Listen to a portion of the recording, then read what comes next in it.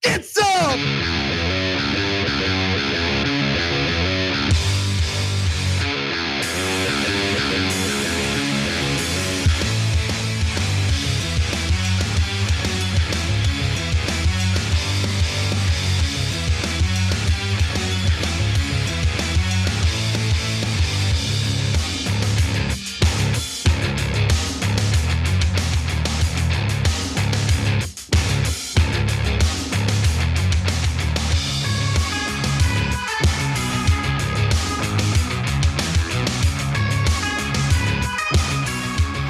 Welcome to the Young Turks. Cenk, Uygur, and Kasparian with you guys. Obviously, we have plenty of updates on Israel and Gaza.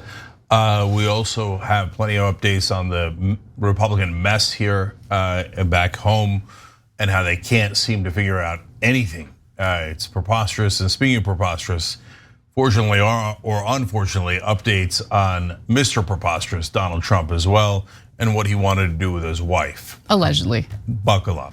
Yeah. Okay. All right, well, we begin with just this utterly tragic and ongoing war, but we do have some good news to share right at the top, and it has to do with the hostages. We're coming on the air with breaking news in the Middle East, where 2 hostages taken by Hamas were just released. It comes 3 days after Hamas released the first hostages, 2 Americans, in a deal brokered by Qatar's government.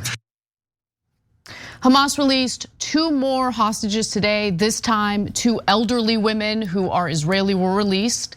First, they were released to the Red Cross before being taken to a military base in Israel. Now, here are more details about the 2 women and the hostage release. As you mentioned a few days ago, 3 days ago, 2 American citizens were released by Hamas and reunited with their families, brought to safety. And then a short while ago, Hamas announced the release of 2 female Israeli citizens. They are Nurit Yitzhak and Yocheved Lifshitz. And Hamas said in a statement, and this release was confirmed by multiple sources, including a family source, that they were released for humanitarian reasons and urgent health reasons. Hamas also said that it accused Israel of violating agreements, of violating terms of their release, but it didn't provide any specifics. So what we do know is that now we've seen 2 releases, not back to back, but 2 in fairly close succession. Now, just last week, following the release of the first 2 hostages, the mother and daughter who were released by Hamas, Hamas had said that they were planning on releasing 2 more hostages. At the time, Israeli Prime Minister Benjamin Netanyahu said that that was not to be believed, that it was nothing more than propaganda and lies. But I am happy to share with you today that 2 women did get released. Now let's take a look at a photo of them. Nurit is 79 years old and Yocheved is 85 years old. And the Biden administration has been urging the Israeli government to avoid or at least hold off on a ground invasion into the Gaza Strip because they argue that that would put the hostages at risk. So I don't really understand how that makes sense, because doing a ground invasion would allow them to do targeted military operations targeting Hamas. Instead, right now, you have IDF soldiers bombing the hell out of the Gaza Strip from their remote location. How is that in any way better for the hostages that are currently in the Gaza Strip? I don't know, maybe people have an answer that I'm not privy to, but what do you think, Cenk? Yeah, I don't think we're even trying to get the hostages. And when I say we, actually, I should be clear. I think the US cares about getting the hostages. I think Israel doesn't seem to show any concern about that. Now, before you think that's outrageous, let me explain why I say that. So, as far as I've seen, Israel has not promised anything in return for the hostages. They just say, you just need to give it to us, or otherwise we're gonna do this collective punishment and kill a whole bunch of innocent civilians. Okay, that's a threat, I get it. But if Hamas returned all the hostages, which is what we desperately want, Israel has not promised to not do a ground invasion or to stop bombing. So look, guys, there's no moral defense of taking the hostages or keeping the hostages. This is not a moral conversation. Now we're having a tactical conversation. And so can anyone explain to me why Hamas would give the hostages back if it wouldn't stop the bombings and it wouldn't stop a ground invasion. So normally you might hate Hamas, you might despise Hamas, but the way that these things work is you give something, they give something. They took the hostages so they could get something in return, not just for the mere sake of brutality. If they wanted brutality, they would have tortured and killed them by now. They're keeping them as leverage. So if we offer nothing in return, you could say, hey, you know what, we shouldn't offer anything in return. Let's consider them dead, right? Okay, I don't think that that's a good position. I don't think it's a morally defensible position. I mean, look, I see one of those hostages there, right? Nurit looks almost identical to Dave Kohler, who you see on the show every once in a while. He's one of my co-founders, to his mom, okay? And so I want those hostages back desperately. Whether they're American, Israeli, it doesn't matter. There's a bunch of Thai hostages. But dropping bombs on buildings and tunnels indiscriminately definitely doesn't get you the hostages back. No. And it might kill the hostages. So far, I have not seen one proposal for actually getting the hostages back.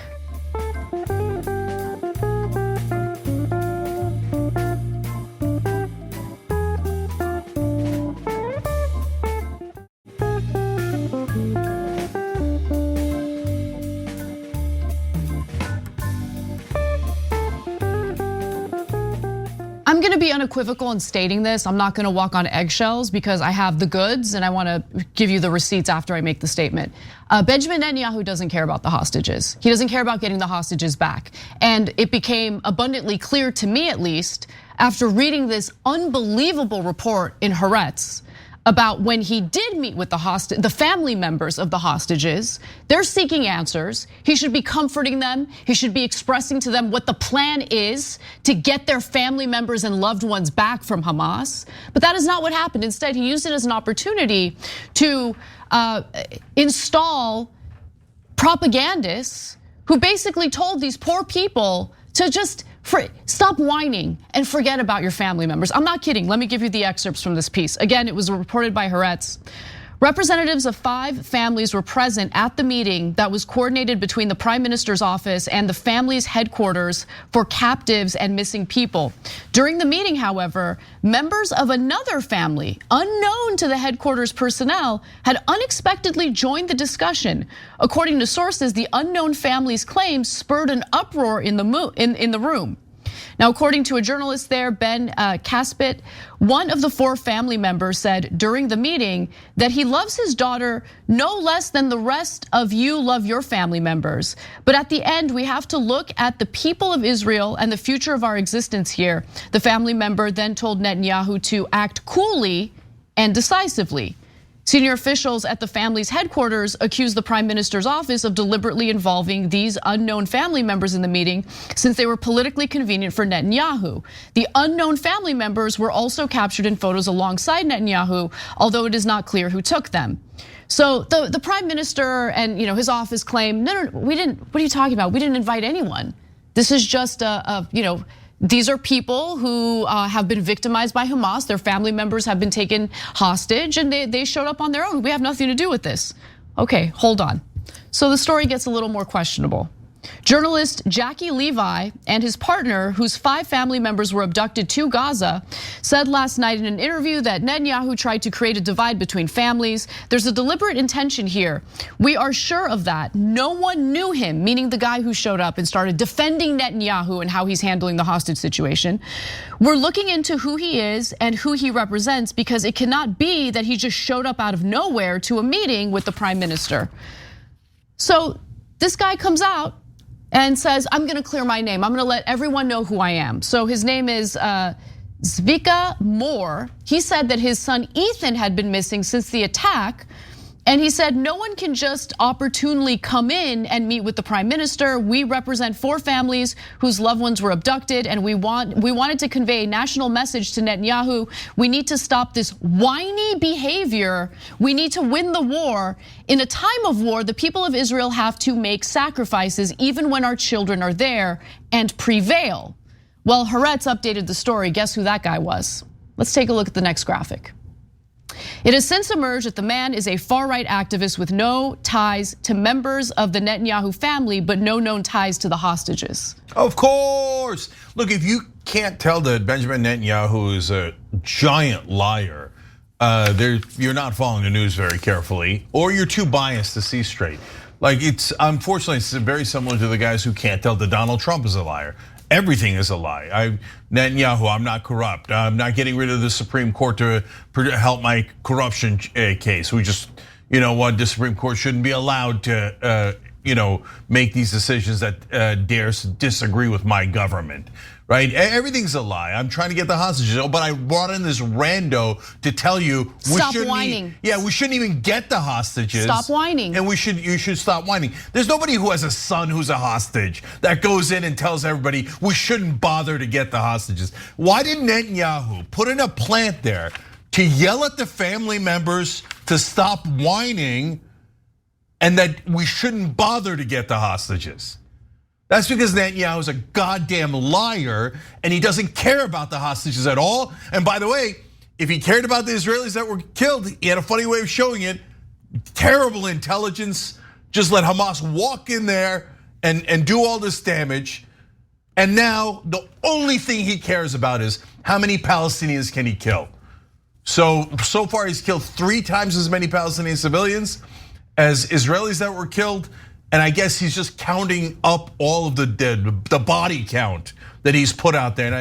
And I don't know what kind of a sick, depraved human being Benjamin Netanyahu is, but he has no interest in your family members. He doesn't seem to have any interest in protecting Israelis. All he cares about is himself and how many Palestinians he can murder.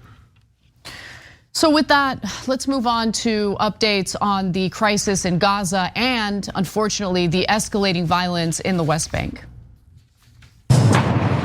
Israel's strikes continue to rain misery across Gaza.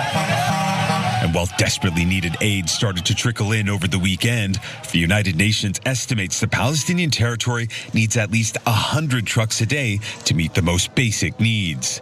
In the north, the Israeli military has again told residents to evacuate ahead of its looming ground invasion. But as Israel continues to pound targets across Gaza, nowhere, it seems, is safe. That's right, there is no part of Gaza that is safe. The civilian population there is told to evacuate to a certain part of Gaza, and the part they evacuate to ends up being riddled with all sorts of airstrikes. Now, the Palestinian Health Ministry, which is controlled by Hamas, has reported that the death toll in Gaza has now passed 5,000 people, as Israeli officials confirmed that the IDF has launched hundreds of strikes in the area. Now, the reason why everyone keeps reporting what the health ministry is saying about the death toll in Gaza is because there is a blockade, and it is incredibly difficult to get independent reporting in regard to the death toll. So apologies, but that is the reason why you guys are getting the information specifically from that source. Now, the IDF on Monday said that in the last 24 hours, it fired on 320 targets in Gaza, including tunnels, and what it described as command centers run by Hamas and the smaller militant group Palestinian Islamic Jihad. Now, Israeli airstrikes have left buildings in absolute ruin. A strike on Monday, for instance, Monday morning, hit a residential building in Jabalia, killing 17 people and injuring dozens more, according to the Palestinian Health Ministry in Gaza. Among the dead were at least 11 members of Kahil Abu Yahya's family, 6 of whom were children. So he said that some of the family members killed had actually left south, where they were told to evacuate to, but after heavy bombardments, they returned north. If they were still in Khan Yunis, they would also have been killed, he said. People are being targeted in places where they were told were safe, or they were told were safe. Now, the bombings are also leading to the global South's skepticism toward the United States and its concerns for war crimes committed by Russia. Remember, that war is ongoing, and so while the US has no problem condemning the war crimes committed by Russia, the US also has no problem providing cover for the war crimes committed by the IDF and the Israeli government. Now, the global South is arguing that the US really has no leg to stand on as it stands with Israel as it carries out specifically the war crimes in Gaza. And according to the UN Director for Human Rights Watch, if the US and other Western governments want to convince the rest of the world they are serious about human rights and the other laws of war, principles they rightly apply to Russian atrocities in Ukraine and to Hamas atrocities in Israel. They also have to apply to Israel's brutal disregard for human life in Gaza. I have a lot more to share with you, including the deaths of dozens of journalists in Gaza.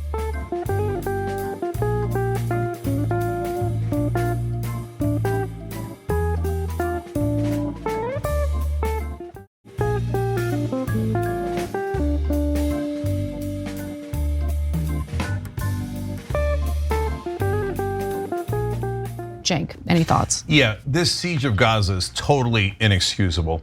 So if you were doing specific operations with special forces to rescue hostages, no one would complain about that. If you were doing special forces operations against Hamas leaders, no one would complain about that. That is self-defense and going after the people who hit you. Dropping 6,000 bombs, and that was a couple of days ago, so they're probably up to 10,000 by now. But anyway, I won't give numbers that I can't back up here. But obviously thousands and thousands of bombs onto buildings. Now 10 out of 25 hospitals are destroyed or out of operation completely. 50 ambulances hit. And the list goes on and on. I need you guys to understand what happens when a bomb hits, because apparently people in the West don't understand. You guys, a lot of our audience does, obviously, but certainly no right-winger seems to understand, and most of the media doesn't understand. It incinerates people. So we talk about the grotesque things that Hamas did. Oh, they killed babies, they killed grandmothers. That is terrible. You're right to be disgusted by that. Well, what is Israel doing? They're also killing babies. They're also killing grandmothers. They're lighting them on fire. That's what bombs do. Or their bodies explode upon impact. So if you saw a video of Hamas taking a poor Israeli grandmother and blowing her up on camera, the whole world would vomit at how outrageous that is, including me. But that is what Israel is doing right now to thousands of innocent civilians. Over 2,000 children killed, incinerated. So I need you to wake up to what's happening. It is not okay. We should not be funding this kind of death, destruction, and if we're being honest, if anyone is being honest, genocide. So you look, the parents are, this is according to CNN, the parents are writing the names of the children on their legs. And they're writing their names on their own legs. Why? In case they get leveled, the building that they're in, and you're digging out your dead children from the rubble, you could figure out who it was that died. Or if your children are digging you out of the rubble, they can see their mom's name and know that they have died. This is inexcusable under any and all circumstances. And as an American, I'm not gonna co-sign onto this. We shouldn't send Israel a single dollar anymore, let alone the $105 insane billion that Joe Biden is proposing and his government is proposing, also for Ukraine, Taiwan, etc. But most of that is going to go to defense contractors. It's not even going to go to these people, and it's certainly not going to protect innocent Israelis, and it's going to kill innocent Palestinians. We can't do anything about Hamas. Hamas is not going to listen to us. But Israel is supposed to be our ally. It's supposed to be a democracy. It's supposed to be a decent and moral government. Does it look like it is under the leadership of Netanyahu and this lunatic right-wing government they have that does not value Palestinian lives at all? So we have to be honest about the depravity going on right now. And so one more question for you guys. If it is terrible that Hamas killed 1,400 people, and it definitely is, why isn't it terrible that Israel has killed 3 times as many innocent civilians? Be honest with yourself and ask yourself that question. Do their lives matter to you, or do you think it's sport? Or let's just drop a bomb on them and kill them and have their heads explode. Little babies. Try to care about someone else.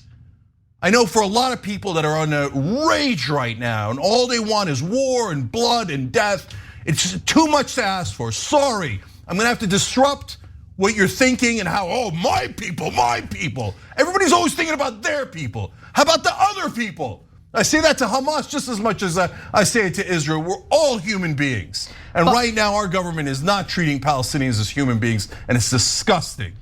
Out of the hundreds of our members of Congress, only 20 of them have called on Israel to engage in a ceasefire. Israel refuses to. They will continue bombing the Gaza Strip, knowing full well that the majority of the casualties happen to be Palestinian civilians. And by the way, that includes Muslims, yes, but also it includes Christians who happen to live in the Gaza Strip as well. Justin Amash, a former member of Congress, has spoken about 2 of his relatives who have died as a result of these airstrikes and the brutality in Gaza Strip. And I mentioned that journalists have died, dozens have already died, including 23 journalists who have been killed since the October 7th terrorist attacks that were carried out in Israel by Hamas. 8 journalists have been injured and 3 are missing or have been detained. The majority of those killed, 19, were Palestinians in Gaza, where reporters face power and internet outages and they're under that Israeli siege, as well as the loss of their offices, homes, and family members. 1 Lebanese journalist and 3 Israelis were also killed, according to the Press Freedom Group. Now, in an interview with CNN today, the former Israeli ambassador to the US argued that maybe it would be a better idea for the Israeli government to contain Hamas in the Gaza Strip and instead direct their attention to Lebanon, where Hezbollah operates, because the argument is that Hezbollah has larger numbers and is a larger threat to Israel. So understand what that would mean, okay? Understand the kind of thinking behind that. That would expand the war to other countries, including Lebanon. And it also doesn't help that the United States deployed its veto at the United Nations Security Council to shoot down a very mildly worded draft resolution that was put forward by Brazil calling for a humanitarian pause, meaning a ceasefire. In fact, the United States was the sole no vote on the table, even as allies, including France, were voting in favor of that resolution. Now, let's go to the humanitarian aid. The White House said that President Biden and Israeli Prime Minister Benjamin Netanyahu agreed that there would be a continued flow of critical aid into the Gaza Strip, but it's just not enough. And Israel is not allowing for any fuel to get into the Gaza Strip, which of course is a huge problem because the hospitals need that fuel in order to operate properly. Gaza has received food and medicine, what emergency officials call a drop in a bucket of need, but no fuel, which the densely populated region needs to run the electricity generators that supply lights, pump water, and run vehicles, including ambulances. And the war has already spread to the West Bank, which is not at all governed by Hamas. So more on that in the next video. Including the Israeli-occupied West Bank, where Israel has carried out an airstrike on what it called a terrorist compound in the city of Jenin, fueling even more anger on the streets. Israeli snipers shot at several protesters. We witnessed at least 3. The fury here isn't just at Israel and its bombardment of Gaza. It's also at President Biden, who they say has given Israel unconditional support. Since Hamas's deadly rampage 2 weeks ago, 95 Palestinians have been killed in the West Bank, bringing the total to over 250 this year alone, according to the Palestinian Ministry of Health, the highest death toll here in at least 2 decades. So 2 Palestinians died from the airstrike targeting a mosque in the West Bank. The Israeli military described the Al-Ansar Mosque in Jenin as a militant compound belonging to Hamas and Islamic Jihad, a smaller and more radical Palestinian militant group. It said the militants had carried out several attacks in recent months and were planning another imminent assault. Just a reminder that while Gaza is controlled by Hamas, that is not the case in the West Bank. The Palestinian Authority governs and controls the West Bank and actually works with Israel, which has actually made it incredibly unpopular with the people there, considering the brutality that the people in the West Bank have been facing as a result of both the Israeli government, but also the Israeli settlers who remain undeterred by the Israeli government as they treat the Palestinian population there with brutality and continue to build illegal settlements. Cenk.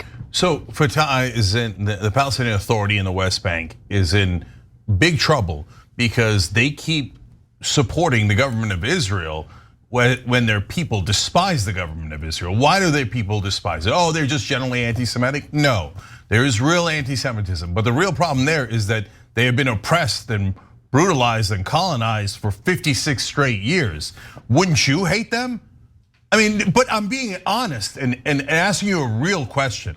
If the shoe was on the other foot, so if the Palestinians or Muslims had been occupying Jews for 56 years and had kept their thumb on them and their boot on their neck, and they couldn't get water or electricity at any moment if the Muslims decided to cut it off. And they got, right now in Gaza, they got 45 babies that are in incubators that are running out of fuel. The minute they run out of fuel, all those babies are dead. Let alone all of the other people that are on life support. We're just condemning them to death. Now, if they did that to Israelis, if they did that to Jews, I would be so enraged, and I would hope that you would be enraged. Imagine it if it was your people. Whether the Israelis, Christians, it doesn't matter. But no, when it's Palestinians, no one gives a damn. And now the longer the occupation continues, the less the Palestinians are going to want to be led by people who work with Israel on so-called security. So what is that going to lead to? Think about it for a second. It's going to lead to more radicalism. And right now, Israel has this absurd plan that America and all of the dumb pundits on TV are pretending is a normal plan. When the Palestinians reject Hamas, that's when we will stop bombing them. Well, how are they supposed to tell you that they're rejecting Hamas? There's no elections. Hamas ended elections. How are they supposed to tell you? And you want them to pick moderates as you're dropping bombs on their children's heads. That's an insane proposition. Well, the other thing is, look, I mean, the Israeli government's treatment of Palestinians in the West Bank really doesn't provide much of an incentive for, working with Israel, right? Because Israel's done nothing to protect Palestinians from the settlers. Okay, over 500,000 Israelis live in settlements across the West Bank that most of the international community, with the exception of the United States, of course, considers illegal, while the territory's more than 2.5 million Palestinians live under Israeli military rule. Get them out of there. So they argue, no, but seriously though, I answer the question, I really wanna know. How does the Israeli government propose that Palestinians reject Hamas? And if they do, then no problem, we can live in peace, we can coexist, no more violence, no more military strikes, no more airstrikes. They're doing that in the West Bank as we speak. It's the same argument over and over again. Netanyahu has done nothing to protect Palestinians from illegal settlements. In fact, he has encouraged the illegal settlements. Those settlers are lunatic religious fundamentalists, just like Hamas is lunatic religious fundamentalists. And so their idea is, this is my land, I get to steal as much of it as I want. By the way, they contribute nothing to Israel, nothing. Yahweh told me not to help the other citizens of Israel. But Yahweh told me to rob Palestinians and murder them in the streets where they lay. And Israel, and again, their right-wing government, Netanyahu, go get him, kill the Palestinians. He's bloodthirsty, he's disgusting. How the hell can you say how can you have peace with Hamas? How can you have peace with Netanyahu? Netanyahu says, I'm gonna murder your civilians left and right. I'm never gonna give them freedom, never. He's never proposed peace. So now he sends in more settlers to kill more Palestinians. You do peace with your enemies. So this idea of, we won't do peace until Hamas begs us, and Hamas is broken, and the Palestinians are broken. Hey, good news, Israeli right-wingers, the Palestinians are broken. They're broken. How much more do you want to break them? How much more are you gonna occupy them? They want them gone. How much do you want to put your boot on their neck? Of all people in this world, after all that the Jews have gone through, after all the horrors that they have suffered, please don't be the oppressors. Please don't be the oppressors. They are, and they're going to continue to be. That is not your role. That is not what you're supposed to do. You're supposed to be the moral core of this country, America, and of the world. But instead, Netanyahu has burned all the goodwill. And he's now said, I've killed 3 times as much as Hamas. Congratulations, you've killed 3 times as many innocent civilians as Hamas. That's who Netanyahu is. Get rid of the son of a bitch and get the peace. Get the peace. Vote him out, vote him out, vote him out. He's also corrupt. He doesn't care about Israel. All he cares about is himself. All right, we'll be right back.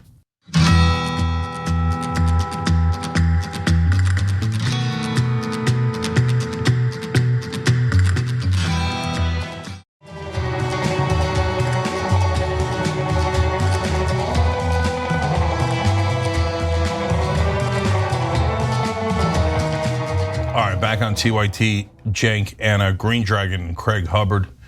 Thank you guys. One of our members, Lightbody, wrote it. I love the honesty from these guys. But remember, guys, it's not just our honesty, it's you guys. If members make this show possible, without you guys, we got no show. So thank you for allowing us to be your voice to some degree. It's a great, great honor. We appreciate you. TYT.com/join. Anna. All right, let's get to our next story. Do you guys have any idea how clownish you look? Well, you know, Jake, I'm very fond of saying that Congress is like high school, but even more so. I said that to Congressman Womack last week, high school, and he said that that's an insult to high school students. It's more like junior high. CNN's Jake Tapper calls out the embarrassing behavior of House Republicans who have yet to settle on a speaker, which means no official business can be conducted. This follows President Joe Biden's request for a $106 billion aid package to Israel, to Ukraine, and to Taiwan. The government is quickly approaching the November 17th expiration of the continuing resolution that keeps our government funded. But Republicans have wasted 3 weeks playing games in the House.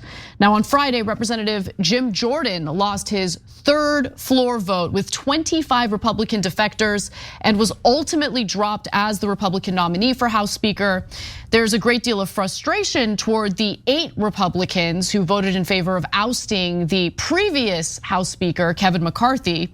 And after the third vote that basically did away with Jim Jordan's ability to be the next House Speaker, Representative Matt Gaetz, the #1 provocateur in this entire mess, told the reporters the following: "The holdouts against Jim Jordan have no asks, no goals, have no objectives other than to see the 8 of us suffer some consequence for having removed McCarthy. So we've made them an offer. The 8 of us have said that we are willing to accept censure, sanction, suspension, removal from the Republican conference. We will, of course, remain Republicans. We will continue to vote with Republicans on Republican principles.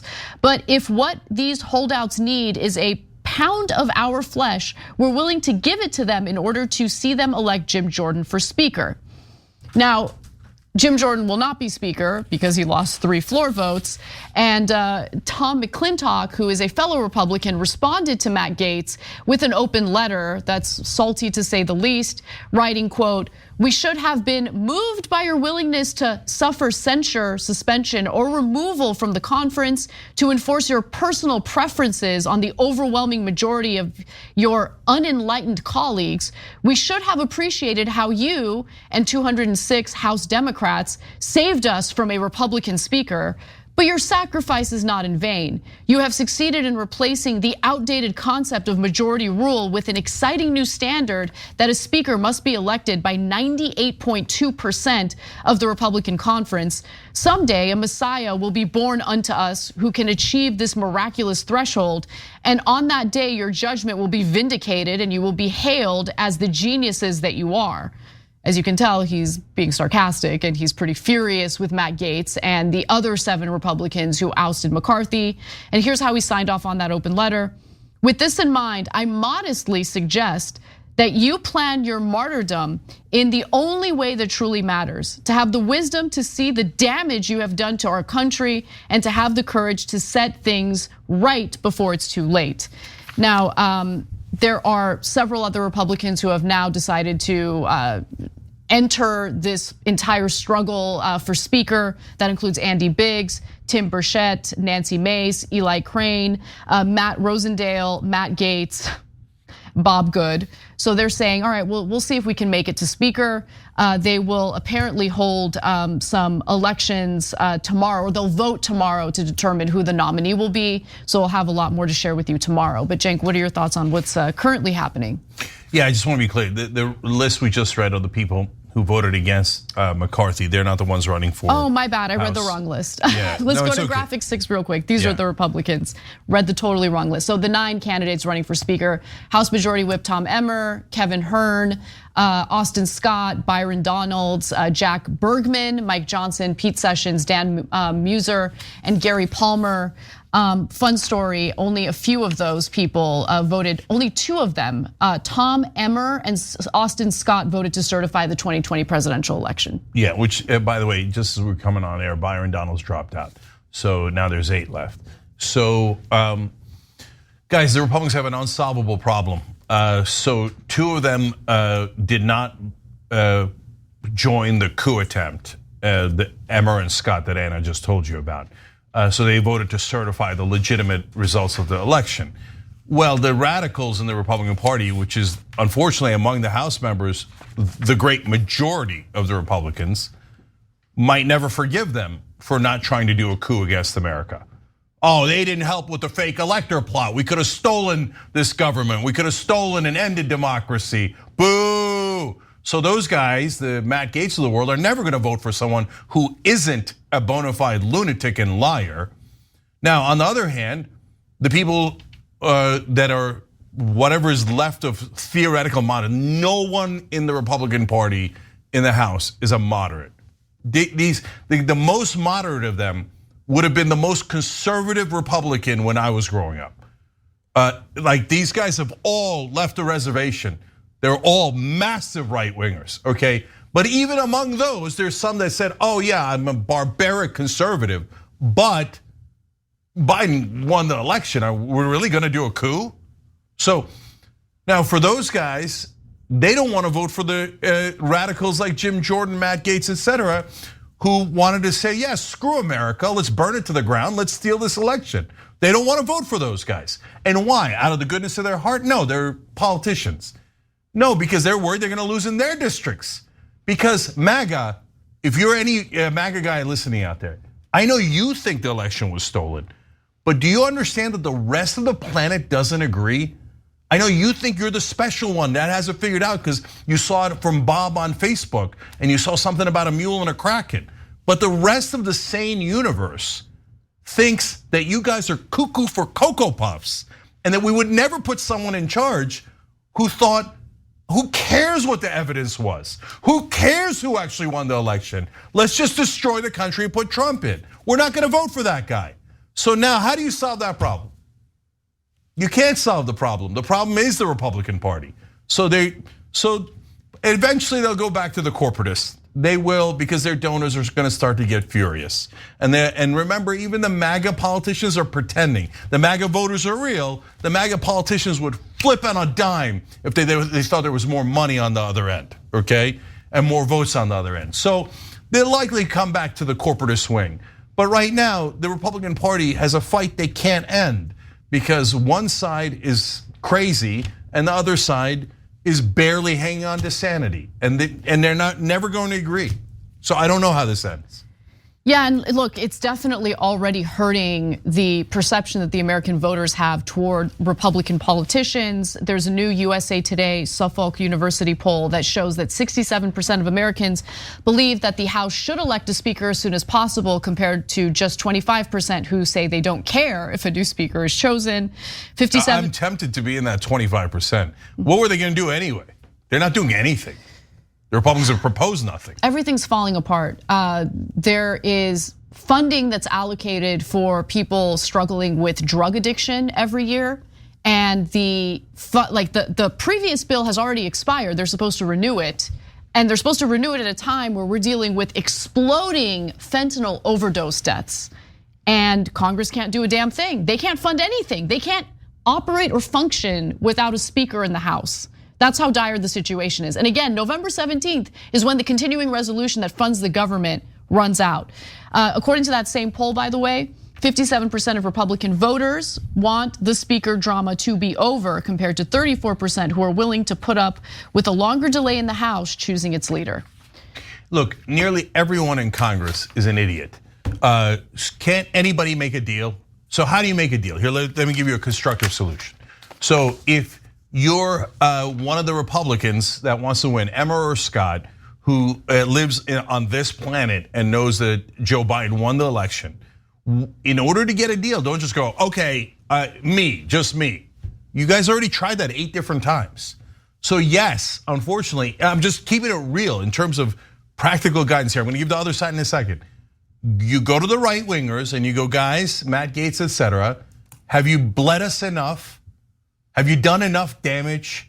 Okay, what do you want? Give me one thing you want. I'll give you one thing and one thing only, and the rest of us have to agree to it. Whether it's like single voting on single issue votes, etc. You're gonna get that, and you're gonna vote for me, and we're done with this. But these morons are going around going, oh, why don't you pick me? And they don't have a plan. There has to be a reason to pick you. God, they're so unbelievably stupid. Okay, Democrats, now Don, you're not off the hook. Why don't you make a plan and go to the moderate Republicans, so-called moderate Republicans, and go get some concessions. Get some concessions.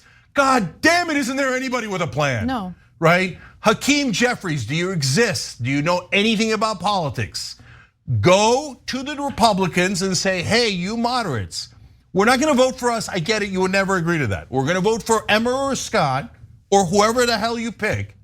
And you're gonna give us a vote on paid family leave and $15 minimum wage or whatever it is, the 2 things. Do not ask for pork. So far, that's all the Democrats have asked for is pork for themselves and about my chairmanship in my committee. Shut up and ask for something for your voters.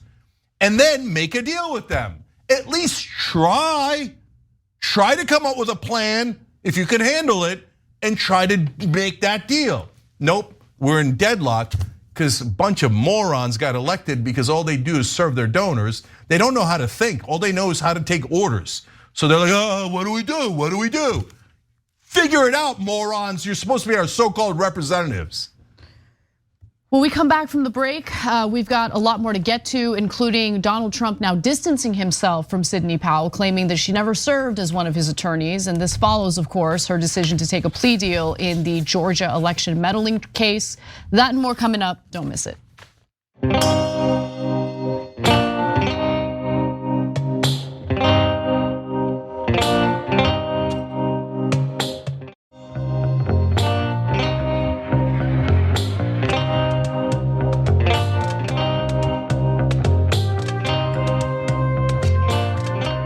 TYT, Cenk, Anna, and Nala Voyan. Go ahead, Anna.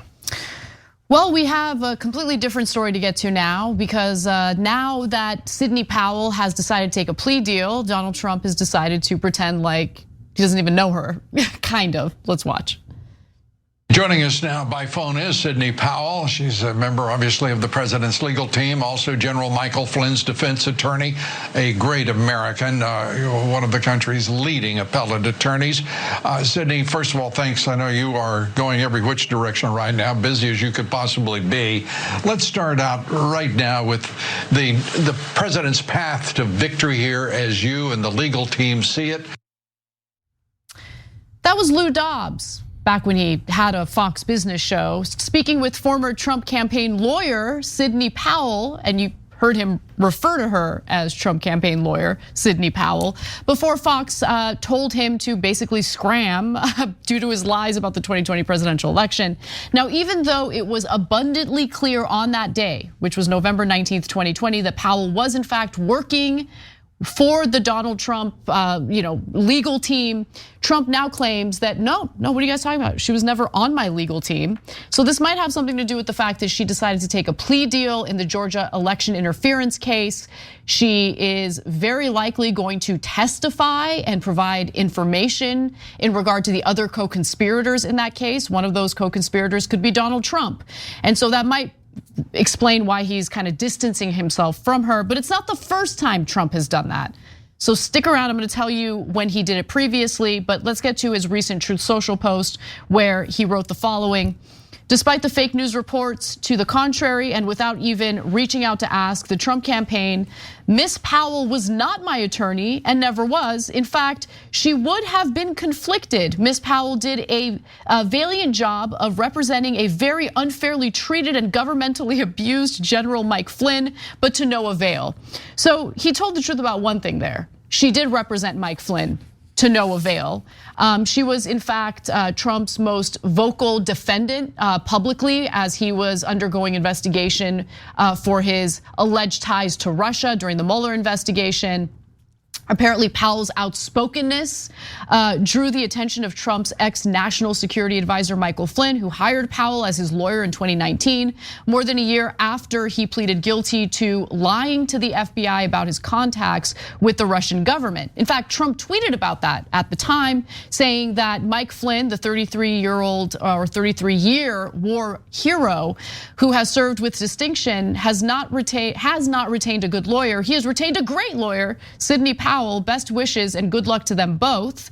And she wasn't a great lawyer. She basically tried to use like a crazy legal theory to reverse his guilty plea. Remember, Michael Flynn pleaded guilty, but in the end, her efforts didn't matter because William Barr came in and pardoned Michael Flynn. Now, fast forward to November 14th of 2020 when Trump tweeted the following: I look forward to Mayor Giuliani spearheading the legal effort to defend our right to free and fair elections. Giuliani, Joseph DeGenova, Victoria Tonsing, Sidney Powell, and Jenna Ellis, a truly great team added to our other wonderful lawyers and representatives, Trump said. So, I mean, how much more evidence do you need? Guys, they were in the same press conference. You all saw it with your own eyes. And she talked about releasing the Kraken. She was famous for saying that they were going to release the Kraken of evidence. And what did that Kraken have? Nothing, zero, no evidence. 60 court cases, they never put together anything together. Is Sidney Powell a terrible lawyer? I have no idea. Why do I say I have no idea? Because she keeps representing people who are preposterously guilty. So there's nothing they could have ever done because there is no evidence that the election was stolen. They were lying the whole time. And they all know that they were lying, and it's in the memos that they were lying. They even wrote memos about fake electors, and they called them fake electors. That's because they're idiots. And they even wrote down their criminality on paper. So now, look, MAGA, I can't understand, no one else can understand you guys. So do you think that Sidney Powell was not one of Trump's lawyers? Even though you just saw the quote of Donald Trump saying that she was part of his legal team. I don't know how to communicate to you. You all saw her with your own eyes with Rudy Giuliani and Jenna Ellis representing Donald Trump. Has that been wiped from your memory? Do you live on this planet? Of course she was one of Trump's lawyers, of course, right? So now she's turning against him. Now look, the downside of that, the upside of it is that the evidence that she has could be devastating. And I'll get back to why I think that she might have the goods in a second. The downside is, yeah, her credibility is questionable. Well, yeah, and look, before you get to your goods, like what you're gonna show to indicate that she might have some dirt on Trump, I think it's worth knowing why the Trump campaign did distance themselves from Sidney Powell previously, okay? Now, I turned to some really interesting text messages that were unearthed during the January 6th Select Committee investigating January 6th. Let's go to graphic 5. Zachary Cohen had shared the tweets at the time, or the text, I should say, through a tweet. These texts show Senator Mike Lee advocated for Sidney Powell in early November and pushed Meadows to give her access to Trump. So I looked at those messages. I want to read this exchange from Mike Lee to Mark Meadows, who was the chief of staff for Donald Trump at the time. Sidney Powell is saying that she needs to get in to see the president, but she's being kept away from him. Apparently, she has a strategy to keep things alive and put several states back in play. Can you help her get in? And then he didn't get a response from Mark Meadows and writes again. It was the president's request that Sidney has been working on a strategy and has been trying to get in to see him, but she's being kept out. And then he writes again, okay? Shares information for Sidney Powell. Sidney Powell was a pro-Trump lawyer who was part of the effort to overturn the 2020 presidential election, right? That's just a note, that's not a message that he sent, but he just sent the information to contact Sidney Powell. But then the disastrous press conference happened, okay? So let's take a look at the press conference I'm referring to, and I'll tell you what the Trump campaign did afterward. The Dominion voting systems, the Smartmatic technology software, and the software that goes in other computerized voting systems here as well, not just Dominion, were created in Venezuela at the direction of Hugo Chavez to make sure he never lost an election after one constitutional referendum came out the way he did not want it to come out. You couldn't possibly believe that the company counting our vote, with control over our vote, is owned by two Venezuelans who were allies of Chavez, are present allies of Maduro, with a company whose chairman is a close associate and business partner of George Soros. So 3 days after that, remember that was November 19th, 2020. 3 days after that, on November 22nd, 2020, the Trump team puts out a notice or a statement, I should say, reading that Sidney Powell is practicing law on her own. She is not a member of the Trump legal team. She's also not a lawyer for the president in his personal capacity. Now, the reporting at the time indicated that the reason why they distanced themselves from Sidney Powell was because she's a lunatic and she carried herself like a lunatic during that press conference. Trump has been agitated about Giuliani and Powell for a few days, advisors said, complaining about how Powell had sounded at the news conference, how black liquid had dripped down Giuliani's face, and about how long the appearance had stretched on. And it was a very long press conference. But to me, Cenk, that didn't make any sense, because why distance themselves from Sidney Powell, which I admit, yes, absolutely is a lunatic, but then not distance yourself from Rudy Giuliani, who looked like an even bigger lunatic and was a bigger lunatic than Sidney Powell. In fact, you know who promoted that press conference? Donald Trump. In a tweet, he quote tweeted it and said, "A rigged election, drawing more attention to it." So I just don't buy that it's really about the press conference. I think they distanced themselves from Sidney Powell because of what she said on Lou Dobbs' interview in November of 2020, because she kind of disclosed what their plan was, what their plot was. Let's watch. The entire election, frankly, in all the swing states should be overturned, and the legislatures should make sure that the electors are selected for Trump. You're not supposed to say the quiet parts out loud yet, Sidney Powell. That was November 19th, 2020, the same night as the press conference. So remember, they do the fake elector plot, and it all goes all the way to January 6th. And the point of the violence on January 6th was to delay the proceedings so they could say, we're not sure who won, we're sending it back to the states where they had the fake electors waiting. Now, Sidney Powell saying that publicly ahead of time is deeply problematic, because they're supposed to pretend that they're real electors. And golly gee, all the way in January, they couldn't resolve this issue, so they had to figure out which electors to go to. But if you already have the fake electors ready to go in November and you say that, well, you didn't screw up the plan, you screwed up by making the plan public. Exactly, which also leads me to believe she's privy to the details of that plan and the discussions that we're having behind the scenes. So which leads to my theory, which is in this plea deal, she got no jail time. She was a central, pivotal player. I mean, there you saw her on Lou Dobbs in November explaining how they're gonna bring in the Trump electors and pretend he won in the swing states. And they're gonna bring it to the Republican legislatures, et cetera, right? So why is she getting no jail time? That means her cooperation was excellent. Now, if she were Trump's attorney, there could be an argument made that those conversations are protected by attorney-client privilege, but Trump says she was never his attorney. Oops. And Trump was asked about that. Let's hear what he had to say. Mr. President, you said Sidney Powell wasn't your attorney. Are you concerned that you won't be covered by attorney-client privilege? No, not at all. We did nothing wrong. We did nothing. This is all Biden. Indictments and impeachments. And this is all about Biden. He can't do anything right. The only thing they know how to do is cheat on elections and election fraud. This is all Biden stuff. All of these indictments that you see. I was never indicted. Practically never heard the word. It wasn't a word that registered. Great answer. So it's all about Biden. He never even heard the word indictment until recently. He just made up. Yeah, which doesn't speak well of you. you should try to read a little bit. And that's, if you read past the page, you might have heard of the word indictment. Well, you have now. Congratulations. And congratulations on blowing your only potential defense against Sidney Powell's testimony, which was attorney-client privilege, because you just told us she was never your attorney. Hey, MAGA, earlier in this segment, weren't you mad at me? Well, she was never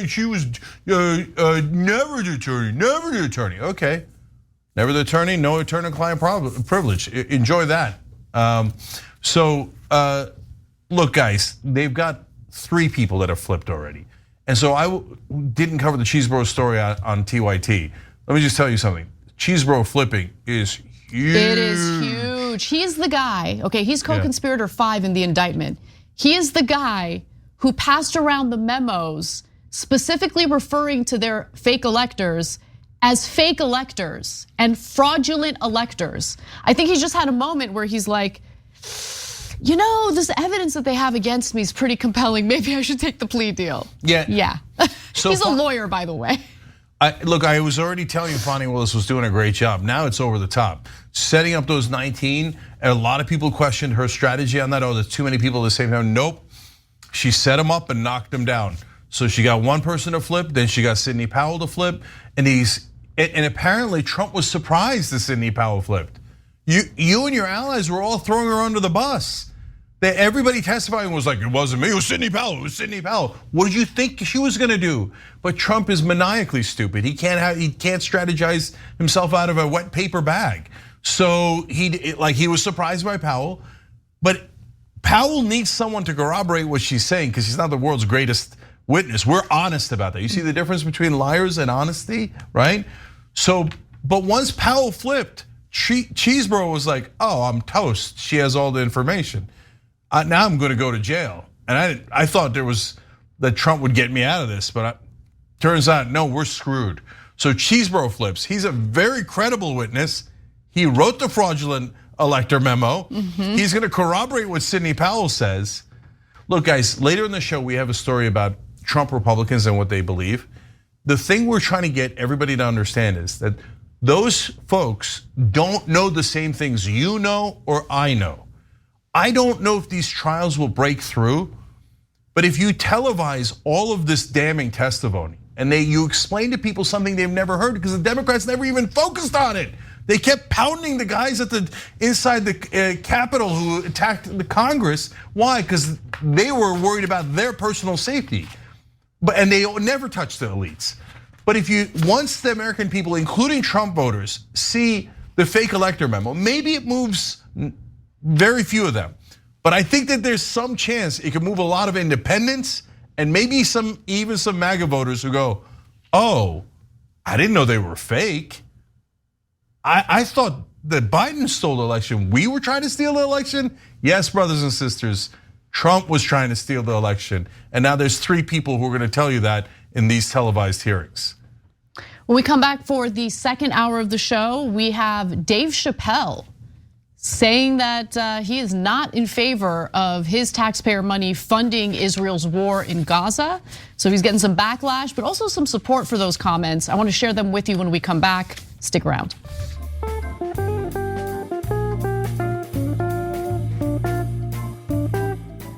Thanks for listening to the full episode of The Young Turks. Support our work, listen ad-free, access members-only bonus content, and more by subscribing to Apple Podcasts at apple.co/TYT. I'm your host, Cenk Uygur, and I'll see you soon.